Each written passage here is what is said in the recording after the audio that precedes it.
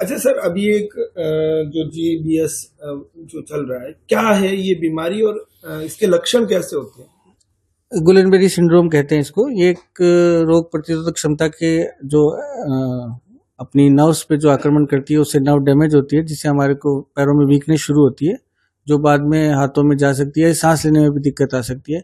सामान्यतः ये किसी वायरल इन्फेक्शन के बाद होती है कि जब वायरल इन्फेक्शन तो ठीक हो जाता है, लेकिन हमारी जो एंटीबॉडीज हैं, जो इम्यून मीडिएटेड जो सिस्टम है, वो जो एक्टिवेट होता है, उसके कारण ये बीमारी उत्पन्न हो सकती है।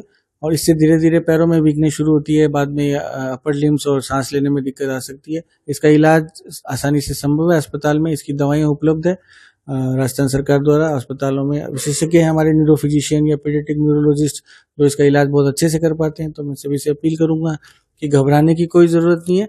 बहुत rare, out of rare disease है ये, सामान्यतः नहीं होती है। फिर भी यदि किसी मरीज को पैर में कोई वीकनेस जैसी लग रही है, या उठने बैठने में दिक्कत हो रही है, या सांस लेने में दिक्कत हो रही है, तो अस्पताल में आकर चिकित्सक को दिखाएं, जिससे उनका समय पे उपचार हो सके। आमजन से क्या अपील करना चाहिए?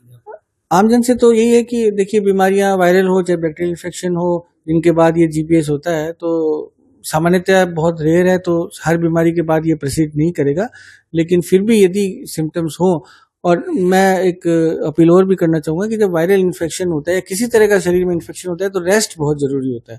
तो जब अब हम देखते हैं कई बार बुखार में भी काम करते रहते हैं, तो वो सब अवॉइड करना चाहिए, नहीं तो वायरल और ज़्यादा फैलता है और हमारी इम्यून मीडिएटेड जो रिएक्शंस है वो भी ज़्यादा होती है। और चिकित्सक की सलाह से ही दवाइयाँ लें, क्योंकि एंटीबायोटिक्स का वायरल इन्फेक्शंस में कोई ज़्यादा रोल नहीं होता है। तो छोटी मोटी कोई बीमारी हो तो OTC जो ओवर द काउंटर ड्रग्स मिलती है, उनको अवॉइड करें।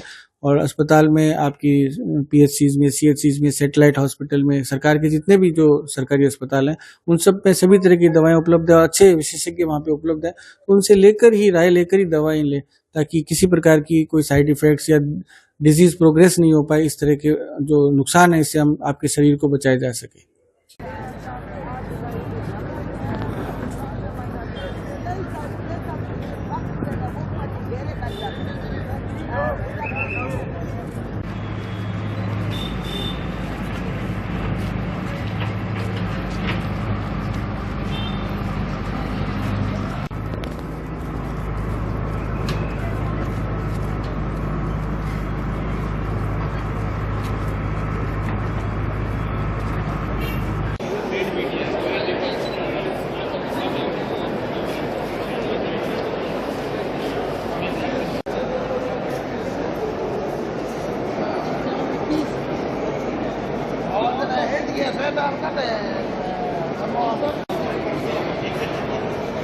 Sudah